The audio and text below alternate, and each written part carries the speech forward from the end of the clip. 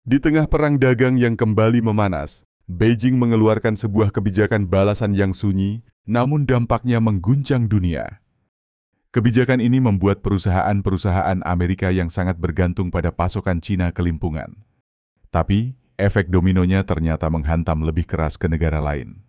Sebuah negara dengan ambisi raksasa di industri mobil listrik, India. Saat ini, di penghujung Mei 2025, pabrik-pabrik di India terancam berhenti total. Stok komponen kunci mereka hampir habis. Impian India untuk menjadi raja mobil listrik kini berada di ujung tanduk, tersandera oleh sebuah keputusan dari Beijing. Anehnya, India sendiri duduk di atas cadangan logam tanah jarang terbesar kelima di dunia. Lalu, mengapa mereka begitu tak berdaya? India, negara dengan populasi 1,4 miliar jiwa, punya mimpi besar. Selama 1 dekade terakhir, mereka perlahan bertransformasi dari negara agraris menjadi kekuatan industri baru. Pada tahun 2021, produk elektronik menjadi andalan ekspor mereka, sebuah bukti awal dari lahirnya raksasa manufaktur baru. Namun, ada satu sektor yang seolah berjalan di tempat, industri otomotif. Hingga tahun 2025, tingkat kepemilikan mobil di India masih sangat sedikit. Hanya 34 dari 1.000 orang yang memiliki mobil. Angka ini bahkan tidak sampai 1/6 dari tingkat kepemilikan mobil di Cina pada periode yang sama. Penyebabnya sederhana. Secara ekonomi, dengan PDB per kapita hanya sekitar 37 juta rupiah, sepeda motor adalah pilihan paling masuk akal bagi sebagian besar keluarga. Membeli mobil adalah sebuah kemewahan yang butuh tabungan bertahun-tahun. Menyadari masalah ini, pemerintah India tidak tinggal diam. Mereka meluncurkan sebuah rencana super ambisius yang jika berhasil akan mengubah wajah negaranya selamanya. Tapi justru rencana inilah yang membuat mereka masuk tepat ke dalam perangkap. Pada bulan April tahun ini, pemerintah India menetapkan target yang sangat menantang. Pada tahun 2030, penjualan mobil listrik harus mencapai 30% dari total pasar mobil penumpang. Sebuah lompatan kuantum dari angka 2,5% saat ini. Untuk mencapainya, mereka menggelar karpet merah bagi para investor. Pemerintah berjanji akan memangkas tarif impor mobil listrik dari level yang sangat tinggi menjadi hanya 15% bagi perusahaan yang mau membangun pabrik di India. Tujuannya jelas, menarik raksasa otomotif dunia seperti Tesla dan lainnya untuk berinvestasi. Tak hanya itu, dana sebesar 1,4 hingga 65 triliun rupiah digelontorkan dalam bentuk subsidi dan skema pinjaman. Tujuannya untuk menekan harga jual agar masyarakat India mau dan mampu beralih ke mobil listrik. Raksasa lokal seperti Tata Motors pun ikut tancap gas. Mereka berencana melipat gandakan lini produk mobil listrik mereka hingga tahun 2030. Semua tampak sempurna. Data menunjukkan produksi mobil listrik India tumbuh 22,2% dari tahun sebelumnya. Fondasi sudah dibangun, potensi pasar sangat besar. Namun, mereka melupakan satu hal krusial, satu komponen kecil yang ternyata menjadi nyawa dari semua rencana ini. Komponen yang 90% pasokannya dikendalikan oleh Cina. Saat ini, Cina adalah produsen logam tanah jarang terbesar di dunia. Pada tahun 2024 saja, produksi mereka mencapai 270.000 ton, atau setara dengan 70% dari total produksi dunia. Tapi dominasi mereka tidak berhenti di situ. Cina menguasai hampir 90% kapasitas pemurnian dan pemrosesan. Artinya, bahkan jika negara lain menambang sendiri, mereka seringkali harus mengirimnya ke Cina untuk diolah menjadi produk akhir. Pada bulan April, Tiongkok memutuskan untuk menutup keran, mengekspor 7 jenis logam tanah jarang medium dan berat. Logam-logam ini adalah bahan krusial untuk membuat magnet permanen super kuat, jantung dari motor penggerak mobil listrik. Tanpa magnet ini, mobil listrik tidak akan bisa berjalan dan berbaring di ketergantungan yang fatal di India. Data menunjukkan, pada tahun 2024, 90% dari total impor magnet tanah jarang India berasal dari Cina.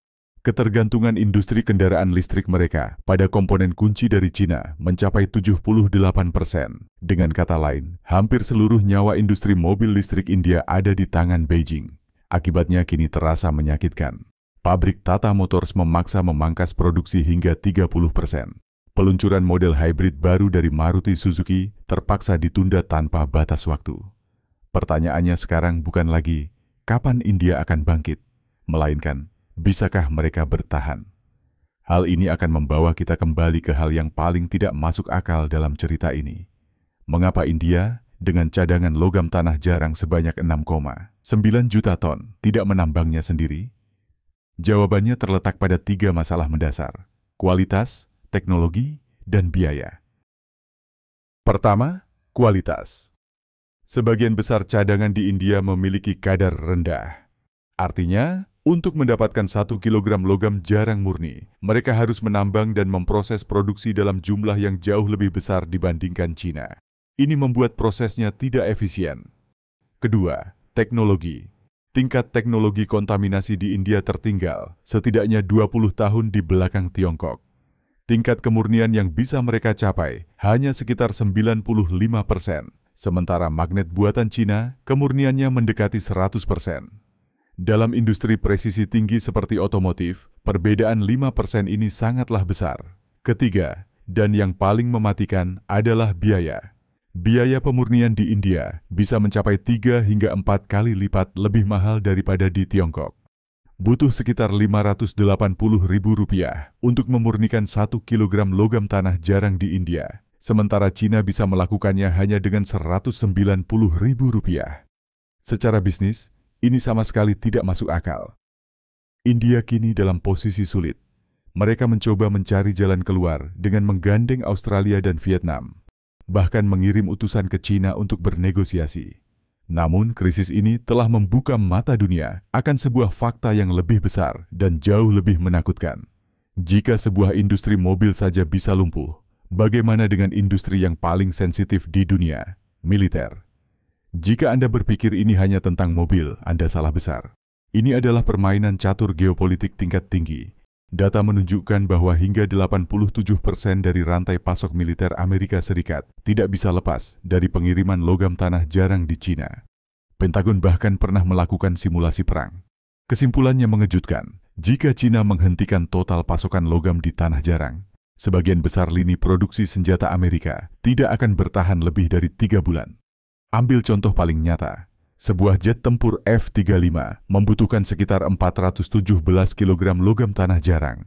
Itu setara dengan berat 2 ekor beruang grizzly dewasa. Unsur yttrium digunakan pada lapisan anti-radarnya, membuatnya menghilang. Tidak diragukan lagi gadolinium di dalam mesinnya mampu menahan suhu panas hingga 1500 derajat Celcius. Tanpa logam-logam ini, jet tempur canggih seharga ratusan juta dolar itu hanyalah seonggok besi tua yang tak berdaya. Dari mobil listrik yang kita kendarai hingga jet tempur yang menjaga keamanan negara, logam tanah jarang adalah urat nadi teknologi modern. Kebijakan Cina bukanlah sekedar balasan perang dagang, melainkan sebuah penegasan siapa yang memegang kendali atas sumber daya paling kritis di abad ke-21. India mungkin menjadi korban pertama, tapi mereka jelas bukan yang terakhir.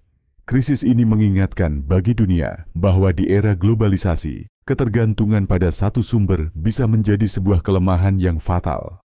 Kartu truf Cina kini ada di atas meja, dan seluruh dunia menahan napas menunggu langkah mereka selanjutnya.